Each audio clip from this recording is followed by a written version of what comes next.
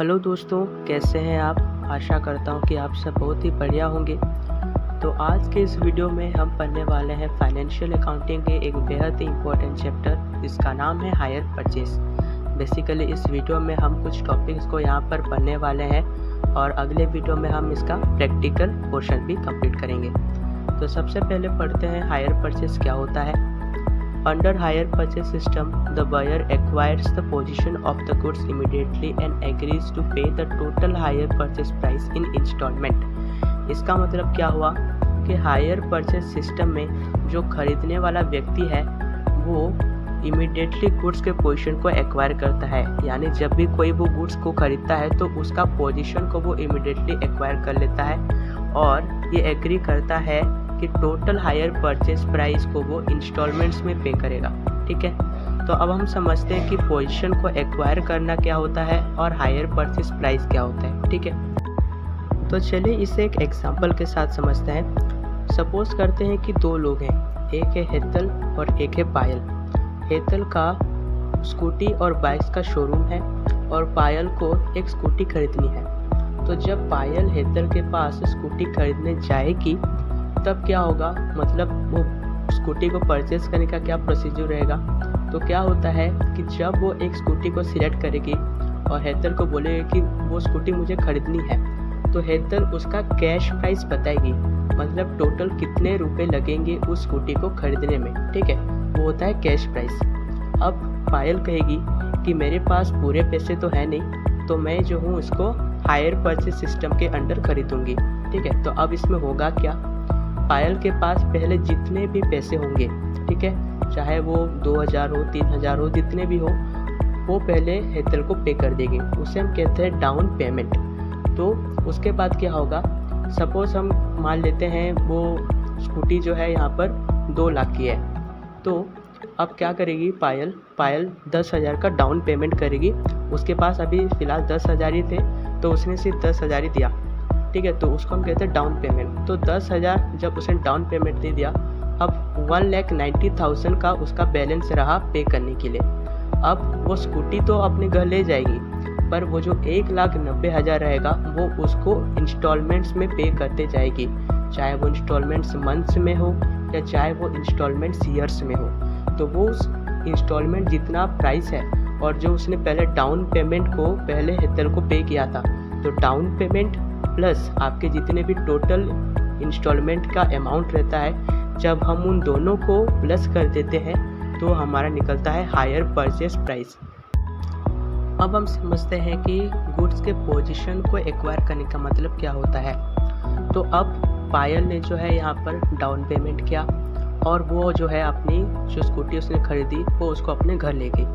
अब जब वो स्कूटी अपने घर ले गई तो अब क्या हुआ कि उसने अभी तक पूरे पैसे स्कूटी के नहीं दिए हुए हैं। अभी जो बाकी हैं पैसे वो उन्हें क्या करेगी, इंस्टॉलमेंट में पे करते जाएगी। उसने अभी तक पूरे पैसे नहीं दिए हैं, पर उसने क्या किया है कि स्कूटी को वो अपने घर ले आई है। ठीक है, तो अब जो है वो स्कूटी के साथ वो कहीं भी जाए, आउट ऑफ स्टेशन जाए, ठीक है, वो कहीं भी जाए, तो जो पोजीशन रहेगी स्कूटी की अब किसके कंट्रोल में है, पायल के कंट्रोल में, ना कि हेतल के कंट्रोल में जिसने स्कूटी को बेचा है। ठीक है, तो उसने जो है पोजीशन को एक्वायर किया हुआ है, ना कि ओनरशिप को। ओनरशिप उसको कब मिल जाएगी, पायल को पूरे स्कूटी की, जब वो लास्ट इंस्टॉलमेंट पे कर देगी। जब उसका एक भी रुपया और पे करने को नहीं बचेगा, तब जो है पूरी की पूरी ओनरशिप आ जाएगी पायल पे और हेतल से ओनरशिप ट्रांसफ़र हो जाएगी पायल को। अब देखते हैं कि आगे क्या लिखा हुआ है। ठीक है, तो आगे लिखा हुआ है कि each instalment is treated as hire charge until the payment of the last instalment when ownership of goods passes from the seller to the buyer. यहाँ पर ये लिखा गया है कि जो भी इंस्टॉलमेंट पे करेगी पायल, ठीक है, वो चाहे 3 इंस्टॉलमेंट हो, 4 इंस्टॉलमेंट हो, वो जितनी भी इंस्टॉलमेंट यहाँ पर पे करेगी उसको हायर चार्ज की तरह ट्रीट किया जाएगा, माने उसको जो है हायर चार्ज माना जाएगा। अब हायर चार्ज क्या होता है, यहाँ पर हम जो स्कूटी खरीद रहे हैं, यानी जो पायल जो स्कूटी खरीद रही है वो जो है वो अंडर हायर परचेस सिस्टम के अंडर वो स्कूटी को खरीद रही है। तो अब क्या होगा कि वो जब अंडर हायर परचेस सिस्टम के अंडर वो खरीद रही है और जब इंस्टॉलमेंट पे कर रही है तो उस इंस्टॉलमेंट को हम बोलेंगे हायर चार्ज। सेलर का पॉइंट ऑफ व्यू ये रहता है कि जब उसने गुड्स को बेचा है तब उसने एक्चुअल में ओनरशिप यहाँ पर ट्रांसफ़र नहीं किया है, उसने सिर्फ पोजीशन ट्रांसफ़र की है। इसका मतलब ये होता है कि जब हेतल ने यहाँ पर स्कूटी बेचा है पायल को, तो उसने अभी तक जो है ओनरशिप ट्रांसफ़र नहीं किया है, बल्कि उसने सिर्फ पोजीशन ट्रांसफ़र किया है। पायल के पास नो डाउट स्कूटी तो रहेगी, बट ओनरशिप उसको तभी मिलेगी जब वो लास्ट पेमेंट करेगी, जब वो लास्ट इंस्टॉलमेंट का पेमेंट करेगी, तब उसके पास जो है ओनरशिप आ जाएगा स्कूटी का। ठीक है, तो हायर चार्ज एक्चुअली होता ये है कि सेलर ये सोचता है, उसके पॉइंट ऑफ व्यू से ये होता है कि अभी तक उसने स्कूटी बेचा नहीं है, बल्कि जब तक लास्ट इंस्टॉलमेंट का पेमेंट नहीं हो जाता उसने क्या किया है, स्कूटी को जो है रेंट पे दिया हुआ है। ठीक है, और जैसे कि नॉर्मली हम अगर किसी को भाड़ा देते हैं घर में, ठीक है, घर भाड़ा देते हैं तो उससे जो रेंट लेते हैं, ठीक है, बिल्कुल उसी तरह यहीं पर ही जब वो पेमेंट यहाँ पर कर रही है इंस्टॉलमेंट, तो वो इंस्टॉलमेंट को यहाँ पर जो है हायर चार्ज की तरह देखा जाता है। ठीक है, देखते हैं कि सेकंड पैराग्राफ में क्या लिखा हुआ है। In case the buyer make any default in the payment of any installment, the seller will have right to repossess these goods from the buyer and forfeit the amount already received, treating it as a higher charge। इसका मतलब ये होता है कि जो खरीदने वाला person है, अगर इंस्टॉलमेंट देने में अगर वो फेल कर जाता है इंस्टॉलमेंट को पे करने में, तो जो बेचने वाला पर्सन है उसके पास ये राइट होता है, ये अधिकार होता है कि वो जो है गुड्स को अपने पास वापस ले आए। ठीक है, और जिसको उसने बेचा है उससे वो गुड्स को छीन ले। ठीक है, तो जो हमने एग्जांपल लिया था उसके अकॉर्डिंग ये होगा कि अगर पायल कोई भी इंस्टॉलमेंट पे करने में फेल कर जाती है, तो हेतल के पास ये राइट होता है, ये अधिकार होता है कि वो जो है पायल से वो स्कूटी को वापस अपने पास ले आए।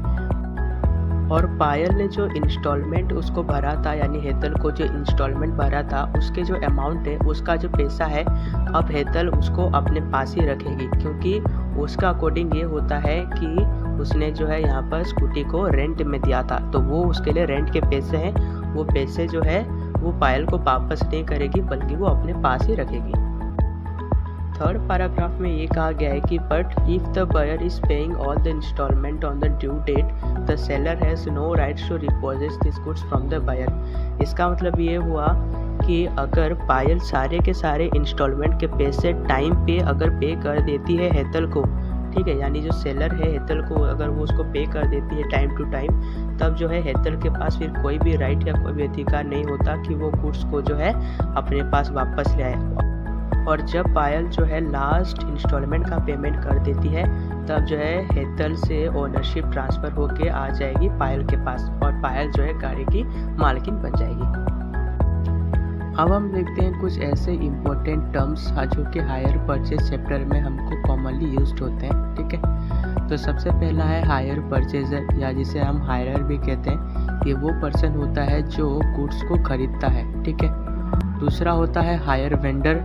हायर वेंडर वो पर्सन होता है जो गुड्स को सेल करता है।